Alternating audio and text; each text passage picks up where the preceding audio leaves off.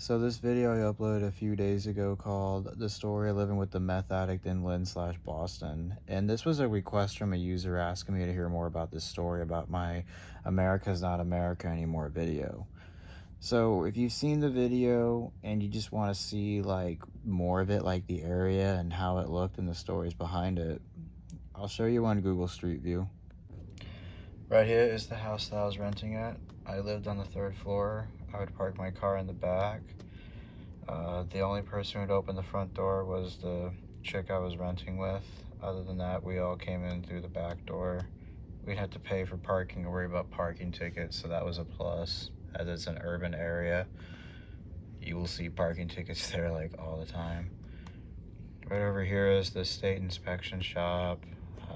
Cars came in there quite a bit. They were in and out like 10 or 15 minutes or so. They're just getting their inspection stickers. So as I keep going further down towards the stoplight, right over here is one of the Spanish markets I was talking about that had Cuban sandwiches and other deli meats. I actually made a video being here, making a video talking about something. Right here is another Spanish cuisine store. That was where I get my adrenaline shock that I talk about. Like, out of all the energy drinks I have, that one was really high quality. It's a real shame that I am not able to get it anywhere else. At least not that I know of anyway. Right here is a pot dispensary shop. This is where I would go all the time to get my weed. They had some really good and strong stuff. They had Donkey Punch. That was a hybrid, and it donkey punches you in the nuts. Like, it is that strong. It's funny how like all the ghetto and bad areas have the best pot and food. It's like, I swear, the shittier the area is, the better the pot and food is at gas stations.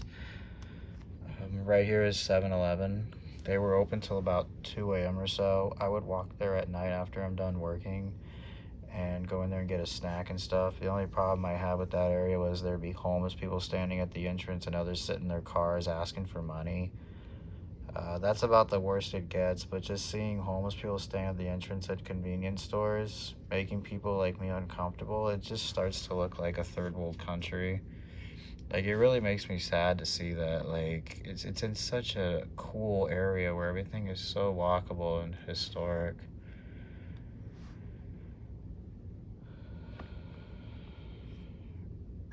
Salem Laundry Co. That's the area I used to do my laundry at all the time. It's weird how that popped up. Right here is some Spanish restaurant that I got chimichangas at for like, I don't know, 10 or 13 bucks. The people there were pretty Spanish. They would speak Spanish. Some of their menus were Spanish. They had a lot of piñatas and stuff. That's how like Spanish this area was. Right behind it, or right next to it I should say, was some little mini mart that was open late at night. It's funny, that's San Francisco market. It's a Spanish and American food place. I would get like some forward stuff, like this peanut Nutella mixed with banana pudding, and that was really good. This is about all I know on this side.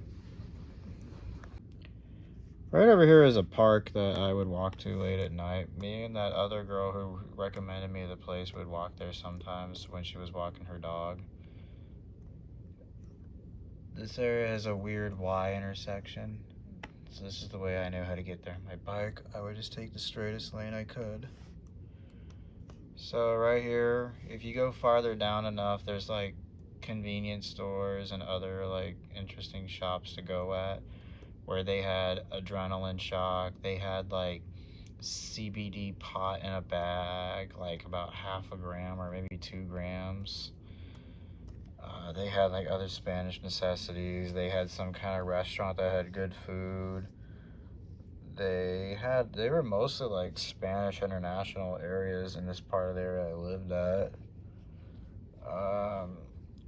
It's getting better, but there are times you'll see like people coming out of cars and fighting or yelling and screaming at 2 a.m. in this area at night. You'll see and hear about break-ins. So it still was pretty bad, just not as bad. So right over here, those 2 Spanish marts I was talking about, down the street from the house. Right over here, you walk straight down for about 10 or 15 minutes. That's where the coast was on all those pictures you saw. Right here is the street that takes you to like the highway or the main little road back down to like Revere and downtown Boston, Chelsea, and all those places. There's an iconic building in this area that would resemble Lynn and give it its historic vibe. But the internet's just so slow right now.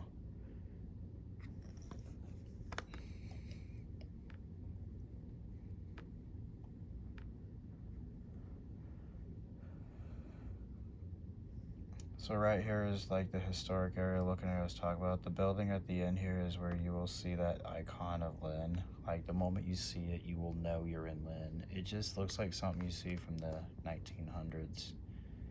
But you always pass through this building before you head to the main highway.